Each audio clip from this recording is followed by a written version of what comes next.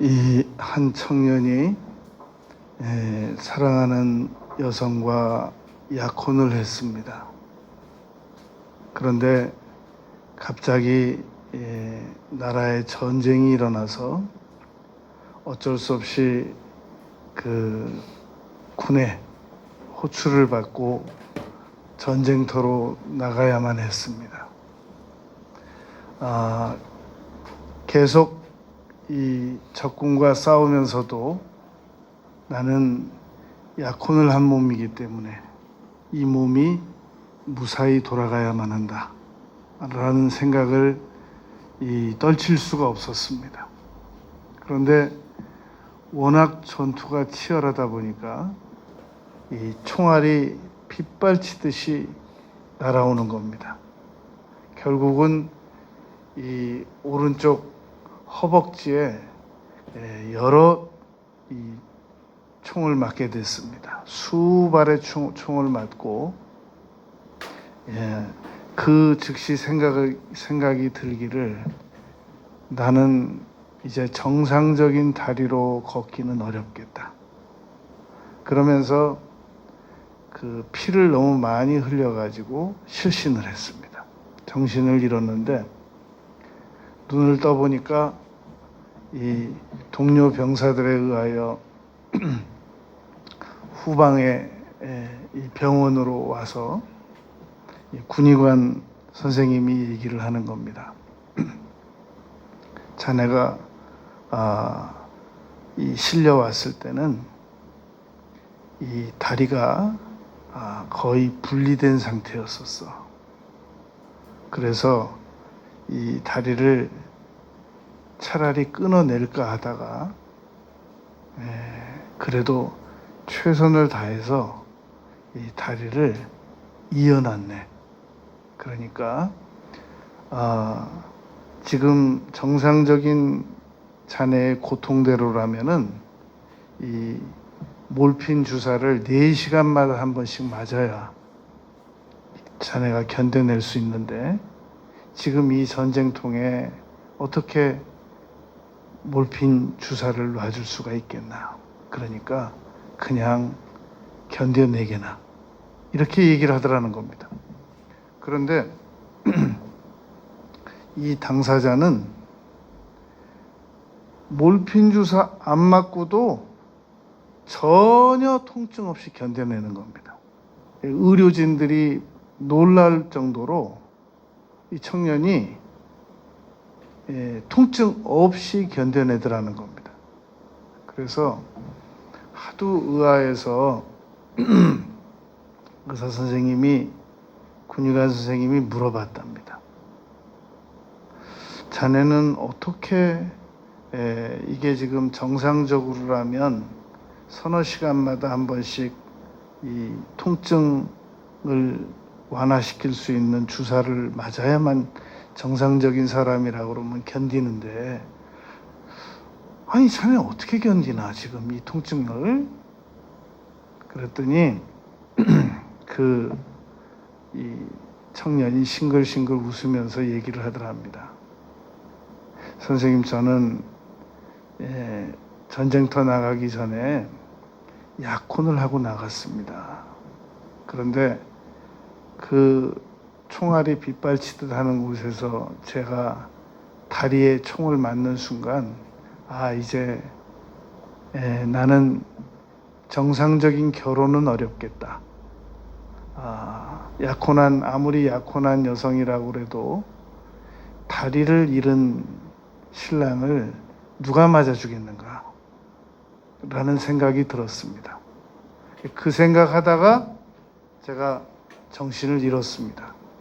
그런데 정신 차리고 보니까 이렇게 지금 병실에 누워 있고, 그리고 선생님께서 다리를 이어 놓으셨다는데 제가 뭘 못 참겠습니까? 다리를 분리시킨 게 아니라 끊어내신 게 아니라 이어 놓으셨다는데 제가 이걸 왜 못 참습니까? 그 선생님이 그 얘기를 듣고 사람이 이 희망을 강력하게 가지면 몰핀 주사에서 나오는 그 통증 완화 효력보다 더 강한, 이게 바로 엔돌핀의 효력이라는 것이구나 라는 걸 그때 그 환자를 치료하다가 실제 깨달았다는 겁니다. 여러분, 고통이 큰 게 아닙니다. 희망이 약한 겁니다. 세상이 험한 게 아닙니다. 희망이 약한 겁니다. 우리가 현실과 우리가 희망하는 것에 괴리가 너무 많기 때문에 희망을 자주 중단하고 포기해버릇하기 때문에 고통이 크게 보이는 겁니다. 사람은 고통 때 고난만 집중해서 바라보는 경향이 있습니다. 사람은 동시에 두 곳을 못 본단 말입니다. 고난을 집중해서 바라보면서 어떻게 희망을 볼 수가 있겠습니까? 이제 우리가 가끔 어린 자녀들에게 그 심부름을 부탁할 때가 있거든요. 누가 오나 나가봐라. 안 오는데요. 어느 쪽 봤니 너 지금? 저쪽 봤는데요. 아니 그쪽 말고 반대쪽을 봐야 오는지 안 오는지를 알 수 있지. 여러분, 희망은 과거에서 오는 게 아닙니다. 희망은 미래에서 오는 겁니다.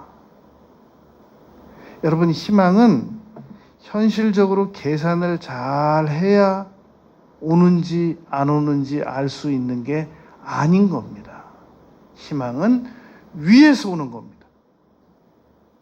그러니까 방향을 잘못 잡고 희망이 없다, 사라졌다, 중단됐다 그러는 거 아니란 말입니다. 희망은 있습니다. 희망은 바라보는 방향만 올바르면 계속해서 희망이 다가와지게 돼 있단 말입니다.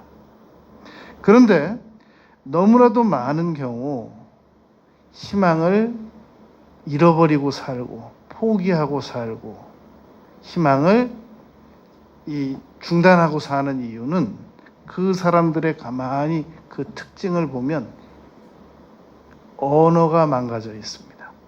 첫 번째로, 왜 내가 더 강력한, 지금보다 얼마든지 더 강력한 희망을 가지고 살아갈 수가 있는데 왜 내가 지금보다 더 강력한 희망을 바라보지 못하고 고난 앞에, 고통 앞에 집중적으로 바라보면서 환경 앞에 무너지느냐?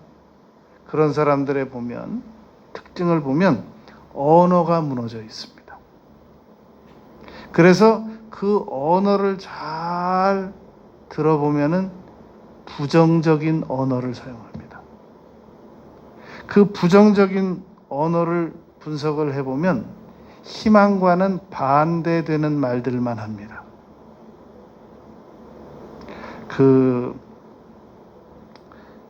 어떤 분은 이렇게 말하는, 이건 제가 그 귀로 듣고 또 며칠 안 가서 또 다른 사람에게 또 듣고 그러면서 이게 희망을 못 가지는 사람들의 유사성이 있구나 라는 것을 알게 됐습니다. 지방의 어느 성도님하고 이 상담 통화를 하는데 상담하면서 하다가 진지하게 묻는 겁니다. 목사님, 그런데 왜 저는 이렇게 목사님 복이 없죠? 그러는 거예요. 그래서 제가 목사님 복이 없어요? 저는 목사님 복이 없어요. 저는 어떻게 하나같이 만나는 목사님들만, 이상한 목사님들만 만나요. 나중에 그분 다니는 교회 그 목사님의 이 여러 자료를 좀 봤더니 괜찮은 분이 제가 볼 때. 그런데 그분은 그렇게 입으로 시인하더라고요. 저는 목사님 복이 없어요. 제가 보니까 그분이 태도가 잘못됐더라고요. 좋은 목사님이신데 그 좋은 목사님을 좋은 목사님으로 바라보는 태도가 없어요. 그리고 비판적 시각으로 바라보고 부정적 시각으로 바라봐요.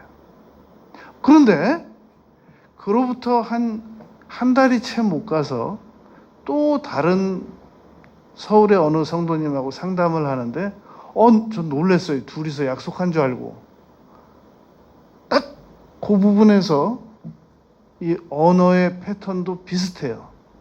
조용히 낮추더라고요, 목소리를. 그러면서 이렇게 말하는 거예요. 목사님, 그런데 왜 저는 남편 복이 이렇게 없죠? 2번씩 얘기해요. 그러면서 그래요. 저는 목사님 남편 복이 없어요. 그래서 제가 두 사람의 공통점을 순간 좀 생각을 해봤습니다. 두 사람 다 태도가 안 좋아요.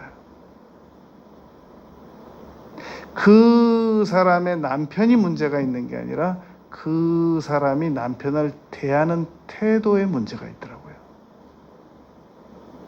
그리고 그 사람의 목사님이 문제가 아니라 그 사람이 목사님을 대하는 생각하는 태도가 잘못됐더라고요. 방향을 잘못 바라보고 있어요. 희망이 없는 쪽을 바라보고 있어요. 희망이 있는 쪽을 바라봐야 되는데, 희망이 오는 쪽을 바라봐야 되는데, 희망이 전혀 없는 쪽으로 봐요. 맞아요. 그 말이 맞아요. 그쪽 방향으로 보면 그 말이 맞습니다. 남편 복 없고 목사님 복 없는 게 맞습니다. 언어가 무너져 있어요. 그러므로 여러분, 우리가 희망을 회복하려면 방향도 회복해야 되지만 언어를 회복해야 됩니다. 언어로 절대 의지적으로 부정적인 이 말은 내 입에서 나오지 못하게 해야 됩니다. 파수꾼을 세워야 돼요. 시편 기자 말씀처럼 내 입에 파수꾼을 세우게 하셔서 부정적인 말은 문을 열어주지 말아야 돼요. 통과를 시키지 말아야 돼요. 나오는 순간, 언어라고 하는 것은 판도라 상자와 같아서 나오는 순간 뇌를 지배합니다. 그리고 뇌를 지배하면 우리 주인님께서 이러한 언어를 통해서 우리 전 세포들에게 지시하셨다. 불행하지 않다. 이제부터 우리는 불행해야 된다. 그래가지고 표정이 어두워요. 여러분, 표정을 얼굴 근육이 표정을 짓는 것 같지만 얼굴 근육은 뇌의 지배를 받습니다. 뇌는 스스로 생각하는 것 같지만 언어 중추 신경의 지배를 받습니다. 그러므로 언어가 잘못되면 희망은 못 붙잡아요. 말 한마디로 천냥빛 갚는다고 그랬는데, 희망은 언어로 부정적인 말을 시인하는 사람에게 달려가지 않습니다. 가다가도 돌아와요.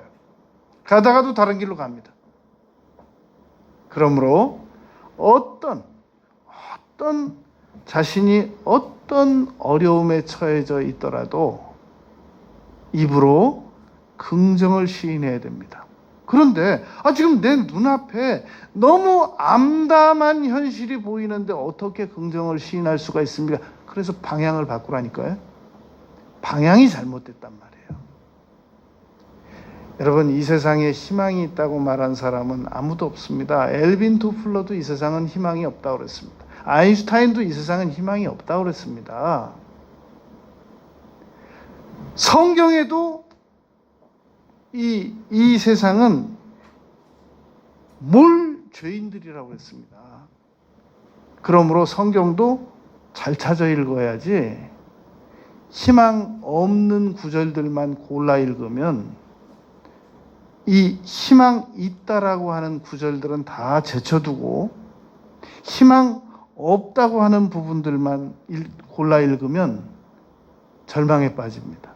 여러분, 성경은 하나님의 말씀이 기록된 책입니다. 그러나 성경은 마귀가 한 말도 기록되어 있습니다. 돌로 떡을 만들어 먹으라. 저 높은 데 올라가서 뛰어내리라. 내게 절하면 내가 주리라. 경배하면 주리라. 이거 다 마귀 말이잖아요. 하나님을 욕하고 죽으라. 이거 다 마귀가 하는 말이잖아요. 그러므로 성경을 조심해야 됩니다. 우리가 복요리 좋아하는 분들이 있는데요. 그 복요리 잘못 먹고 바로 여름에 두 사람이 고속도로 타고 가다가 오래전에 둘 다 고속도로에서 차 한쪽으로 세우고 죽었습니다. 원인을 밝혀봤더니 고속도로 올라오기 전에 복요리 먹은 것이 문제였다는 겁니다. 그러면 어떻게 복요리를 그냥 없앨까요? 복요리 전문가에게 의하여 만들어진 복요리만 먹어야 됩니다. 자격증이 있는 사람에 의하여 정교하게 그 복 안에 있는 독이 다 제거된 요리만 먹어봐야 된단 말입니다. 그래서 저는 복을 내 돈 주고 사 먹어본 적은 없습니다. 그런데 누군가가 계속 복요리를 먹자고 그러면 어느 교회 가면 그 복요리 좋아하는 목사님들이 있어요. 그러면 몇 번 거절하다가 계속 먹자고 그러면 목숨 걸고 먹습니다. 그 기도하면서 속으로 그거 먹습니다. 그런데 아직까지 이상이 없는 건 복에 문제가 없어서 이상이 없는 게 아니라 그 복 요리를 하는 그 전문가가 복에서 모든 독소를 제거시켜서 제게 주었기 때문에 제가 문제가 없는 거란 말입니다. 여러분, 성경에서 희망이 없고 절망으로 우리를 인도하는 내용들은 다 제거시키고 읽어야지 함부로 읽으면 안 된단 말입니다. 세상에서도 우리에게 다가오는 여러 정보들을, 부정적인 정보들, 희망을 앗아가는 정보들, 그런 거 잘못 받아들이면 희망은 산산조각 나고 오히려 절망 속으로 끌려 들어갑니다. 왜 나는 목사님 복이 없지? 왜 나는 이렇게 남편 복이 없지? 그 말 하는 사람들은 마치 자기는 아무 문제가 없고 정말 목사님과 남편에게만 문제가 있는 것처럼 스스로도 생각하기 쉽고 주변 사람들도 그렇게 생각하기 쉽단 말입니다. 여러분, 어제 한 대선 후보가 말하는 걸 들어봤더니 현재 있는 대선 후보들의 문제점을 한 가지씩 다 지적했더라고요. 그리고 대통령까지 문제점을 지적했더라고요. 딱 한 사람 문제점을 지적 안 했는데 자기는 지적 안 했더라고요. 자기도 대선 후보인데 자기는 자기의 문제점은 지적 안 하고 모든 대선 후보를 한 명씩 다 지적하고 마무리로 대통령까지 문제점을 지적했더란 말입니다. 현재 희망을 못 가지고 있는 사람들은 언어가 무너져 있습니다. 그리고 언어가 무너져 있는 원인이 방향을 잘못 바라보고 있는 겁니다. 긍정은 절대 보지 않습니다. 있는 건 안 봅니다. 없는 것만 바라보는 겁니다. 여러분, 종종 선거철이 되면 목사님 어떤 사람을 이번에 투표할까요? 라고 제게 물어보는 분들이 있습니다. 제가 선거법에 위반되지 않는 범위 내에서 정확하게 말하겠습니다. 희망을 말하는 후보에게 표를 주시기 바랍니다. 기회만 있으면 모든 사람들을 다 비난하는 쪽으로 지면을 활용하고 인터뷰 기회를 활용하는 그런 후보들에게는 표를 주지 마시기 바랍니다. 그 사람이 어떤 자격을 가졌다고 할지라도 계속해서 파괴적이고 폐쇄적이고 공격적이고 비판적이고 부정적인 생각만 하고 하는 그런 후보는 저질 후보입니다. 희망을 말하는 후보에게 그 언어를 믿고 표를 줘도 후회 없습니다. 여러분, 두 번째로 우리가 이 희망에 대하여 생각할 것은, 희망은 계속 믿어야 됩니다.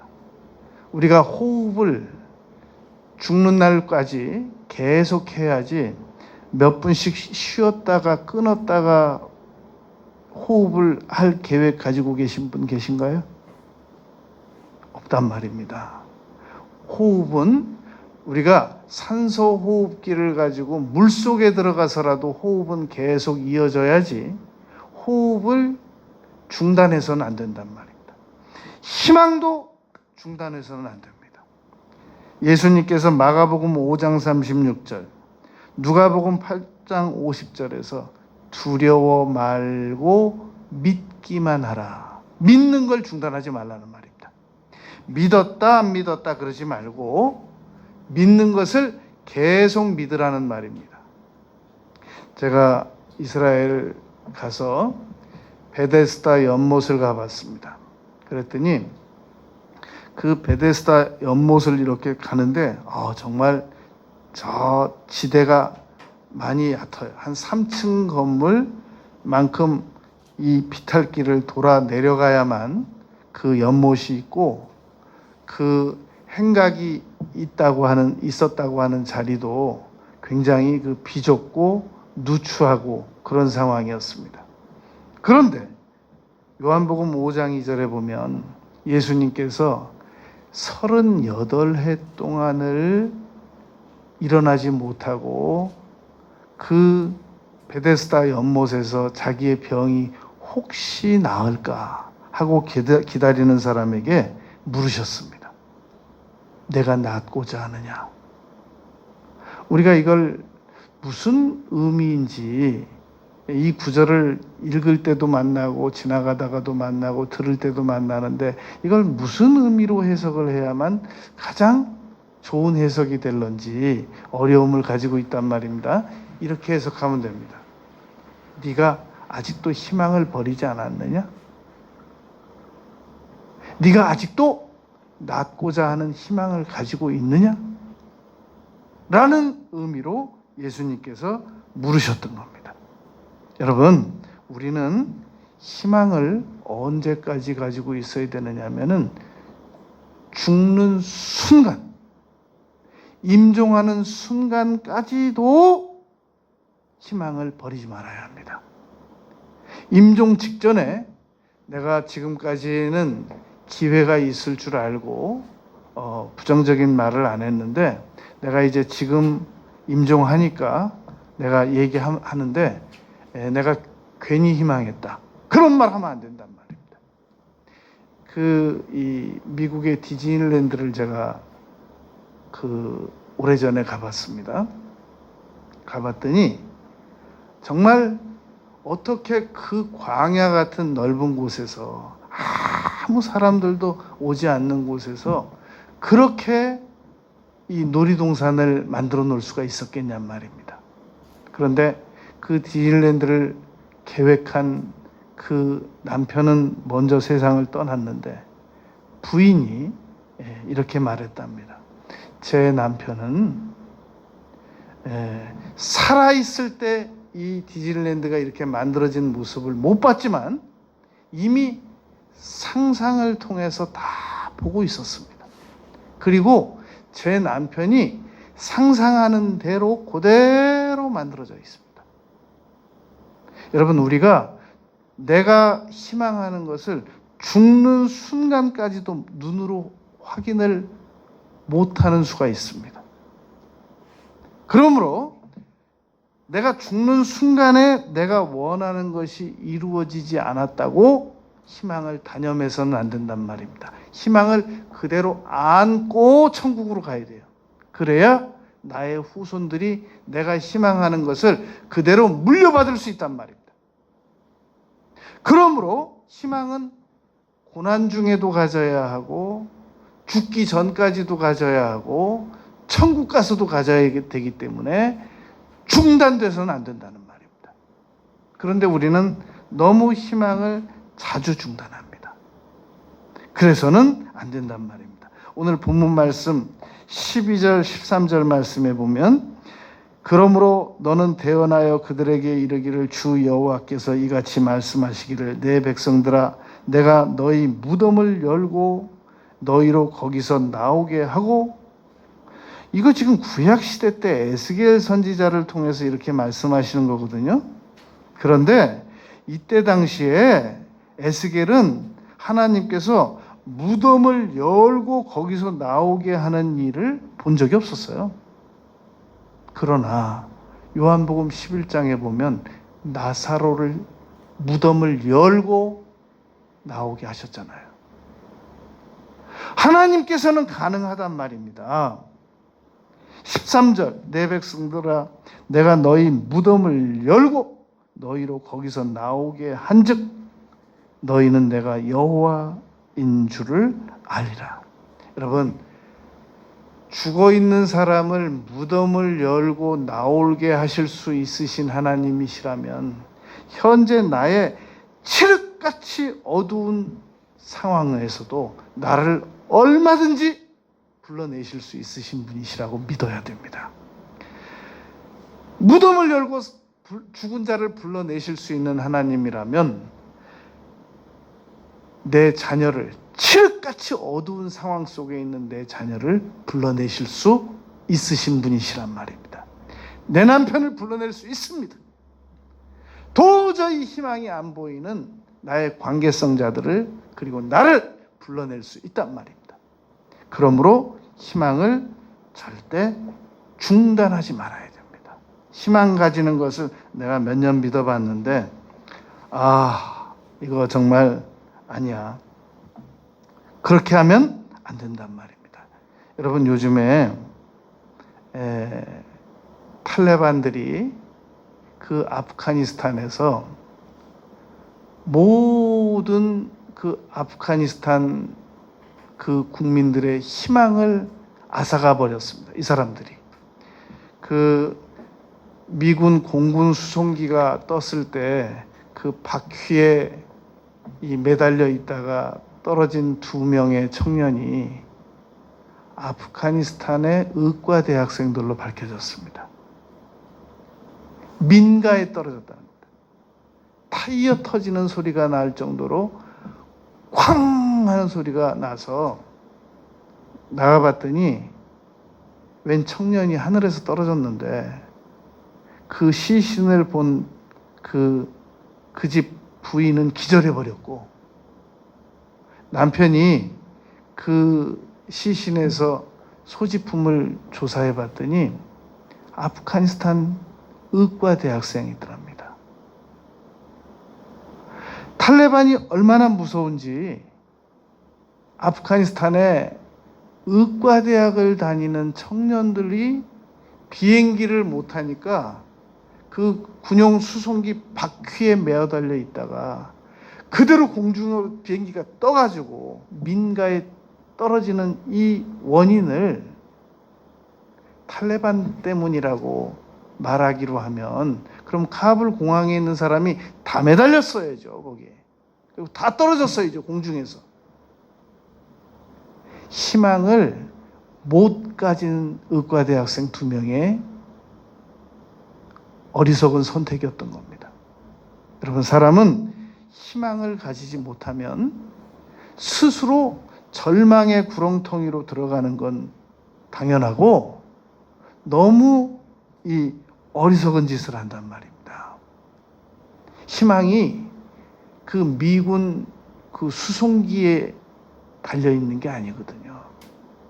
그리고 희망이 거기서 탈출해서 옆 지역으로 가면 거기 희망이 있는 거 아닙니다. 그리고 아프가니스탄에서 미국으로 간다고 거기 희망이 있는 거 아닙니다. 방향을 잘못 잡은 겁니다. 희망은 여러분 탈레반 지배하에 아프가니스탄 그 흙먼지 속에 있어도 희망은 하늘에서 오는 겁니다. 어떤 상황에서 처해져 있든지 희망을 계속 집중적으로 중단 없이 바라보게 되면 그 희망은 우리를 살려냅니다. 오늘 7절 말씀 보세요. 이 37장 7절 말씀에 보면 이에 내가 명령을 따라 대언하니, 말로 명령하는 것을 대언한다고 합니다. 9절에서도 생기를 향하여 대언하라, 생기에게 대언하여 이르기를. 10절에서도 이에 그 명령대로 대언하였더니, 12절에서도 그러므로 너는 대언하여.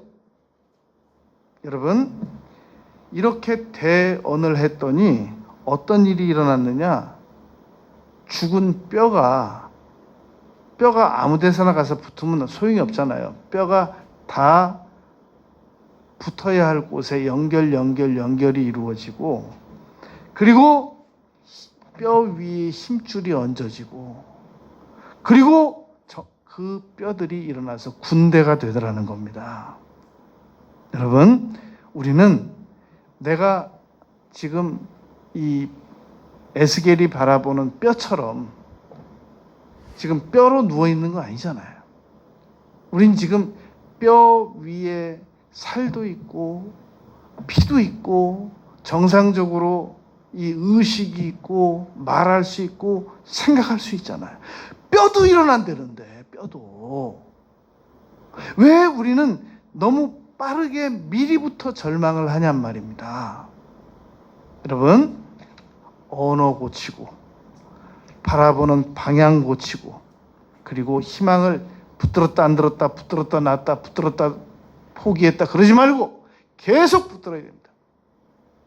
희망은 여러분 남편이 주는 것도 아니고, 희망은 목사님이 주는 것도 아니고, 희망은 미국이 주는 것도 아니고, 희망은 옆에 나라, 전쟁 없는 나라가 주는 것도 아니고, 희망은 미군 공군 수송기가 주는 것도 아니고, 희망은 하나님이 주시는 겁니다.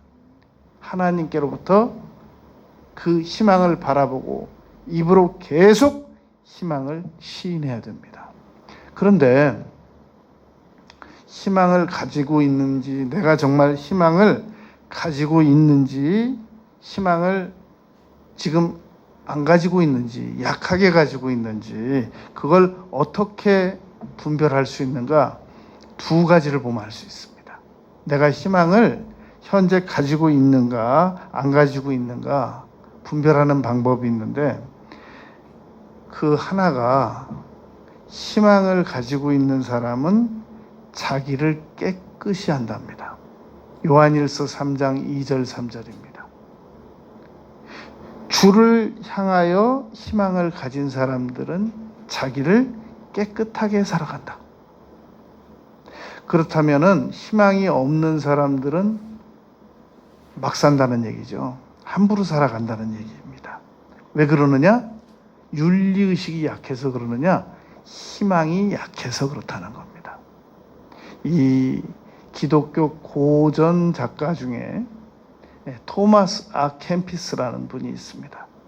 이분은 인생은 세 가지 헛된 노력을 위하여 살아간다, 그런 지적을 한 적이 있습니다. 하나는 평생 벌어서 다른 사람들 쓰도록 남겨줄 것이고, 자기는 제대로 사용도 해볼 수 없는 그런 물질 버는 일에 최선의 노력을 다하다가 가는 게 인생이랍니다. 그리고 두 번째, 인간의 헛된 인생을 위해서 노력하며 살아가는 이 이유는 명예를 위해 살아간다는 겁니다. 평생 쌓아놓은 명예를, 그거 논평 몇 마디, 비판 몇 마디면 다 절단 나는 거를 명예를 위해서 노력하면서 살아간다는 겁니다. 그리고 세 번째 무의미는 평생 쾌락을 쫓아도 죽기 전에 생각해 보면 다 헛된 건데 그걸 포기 못하고 인생이 따라 산다는 겁니다. 그래서 세 가지 헛된 노력을 하면서 살아가는 것이 인생이다라고 말했는데, 전도서 12장 13절에서는 그렇게 말했습니다. 이제 이 모든 내용들을 다 읽고 듣고 깨달았으면 이제 여호와를 경외해라. 하나님은 끝절, 전도서 마지막 장 마지막 절 12장 14절, 하나님은 선악간에 다 심판하시는 분이시다 라고 이 전도자가 가르쳤단 말입니다. 희망을 분명히 가지고 있는 사람의 또 한 가지 특징은 기도한다는 겁니다. 기도를 여러분 간절하게 하고 싶은데 기도가 잘 안 되는 분들이 있거든요. 몸이 말을 잘 안 듣는 분들이 있단 말입니다. 왜 안 듣느냐? 이 기도가 간절히 안 된다는 얘기는 원래 그 사람이 게으르고 나태해서 기도가 안 되는 게 아니라 희망이 약한 겁니다. 제가 이 등산을 하다 보면은 이 왼쪽 그 발이, 왼쪽 발바닥이 이렇게 그 발가락, 왼쪽 발가락 5개가 있잖아요. 거기에서 이렇게 걸을 때마다 접히는 부분이 있잖아요. 그 항상 발바닥이, 왼쪽 발바닥이 아파요. 왜 아프냐? 제가 밤에 잠잘 때 한 번에 그냥 뒤로 누워서 자는 적이 없어요. 항상 제가 잠자리 드는 시간, 그 패턴을 보면 베개를 한 번에 벤 적이 없어요. 엎드려서 기도를 드리다가, 그럼 이제 기도 드렸으니까 뒤로 한 번에 누우면 되잖아요. 엎드려서 기도 드리다가 두 다리를 쭉 펴가지고도 또 엎드려요. 왜냐하면 그래야 기도하는 자세가 조금 괜찮을 것 같으니까. 근데 그렇게 엎드리게 되면 이 두 발을 이렇게 세우게 돼요. 세우니까 이 오른쪽 엄지발가락부터 발가락 5개, 왼쪽 발가락 5개가 꺾이는 거예요. 발이 이렇게. 꺾이니까 그렇게 해서 한참 자다 보면은 어떨 때는 1시간, 2시간을 그렇게 기도 드리다가 깨보면 발이 꺾여 있는 거예요, 이렇게. 그래서 걸을 때, 보행할 때 보면 잠깐씩 걸어 다니니까 운전할 땐 표시가 안 나는데 등산할 땐 이게 표시가 나는 거예요. 왼쪽 발바닥이 아픈 거예요. 왜냐하면 발이 꺾여 있어가지고. 그럼 그럴 때마다 무슨 생각을 하냐면 이런 생각을 해요. 아, 이거 발이 걸을 때마다 아프니까 이제는 엎드려서 잠들지 말고 그냥 똑바로 하늘 보면서 발을 똑바로 펴고 자면 발바닥이 나을 때까지만이라도 그렇게 하면 괜찮을 것 같아. 제가 지금 그 생각한 지가 3달이 지났어요. 그런데도 포기가 안 돼요. 왜 포기가 안 되느냐? 차라리 발바닥이 아프고 말지, 꺾여서. 기도하다가 잠드는 걸 포기할 수는 없어요. 안 돼요. 포기가 안 돼요. 오늘도 생각했어요. 제가 왜 지금 이 자리에서 얘기하고 있느냐 하면 오늘도 새벽에 산으로 올라가는데 왼쪽 발바닥이 또 아픈 거예요. 아, 이거 자꾸 엎드려서 발을 세우고 이게 기도하다가 잠드는 순간에 이 발이 나도 모르게 꺾여가지고 이게 지금 발이 아픈데, 아, 이거 무슨 좋은 방법이 없을까? 그러면 나을 때까지만이라도 기도를 좀 잠자는 순간에 안 해볼까? 그럴 순 없지. 그러면 제가 그냥 산으로 올라갔어요. 그럼 왜 제가 기도를 포기 못하느냐? 원래 저는 기도를 좋아하느냐? 희망 때문에 포기를 못해요. 기도해야만 이루어질 수밖에 없는 희망이 제게 있기 때문에 전 기도를 중단할 수 없단 말입니다. 5절에 보면 여러분, 주 여호와께서 이 뼈들에게 이같이 말씀하시기를 내가 생기를 너희에게 들어가게 하리니 너희가 살아나리라. 생기가 들어와야 된대요. 뼈가 살아나려면 생기가 들어와야 된대요. 14절에 내가 또 내 영을 너희 속에 두어 너희가 살아나게 하고, 영이 들어와야 된대요. 그냥 살아나지지 않고 영이 들어와야 된대요. 그럼 영이 들어오려면 어떻게 해야 되느냐? 성령 충만을 위해서는 기도할 수밖에 없습니다. 여러분, 오늘 말씀을 정리를 해보면 우리가 5가지를 정리할 수 있습니다. 첫째, 희망이 오는 방향을 잘 잡으라. 잘못된, 희망이 오지도 않는 방향을 바라보고 희망을 기다리지 말라는 겁니다. 과거를 바라보거나 현재 상황을 산출해가지고 희망을 이끌어내려고 하거나 그러지 말란 말입니다. 미래에서 오는 거고 하나님에게서 오는 거고 하늘에서 오는 거란 말입니다. 희망은. 두 번째가 언어를 절대 포기하지 말란 말입니다. 희망의 언어를 포기하지 말라는 겁니다.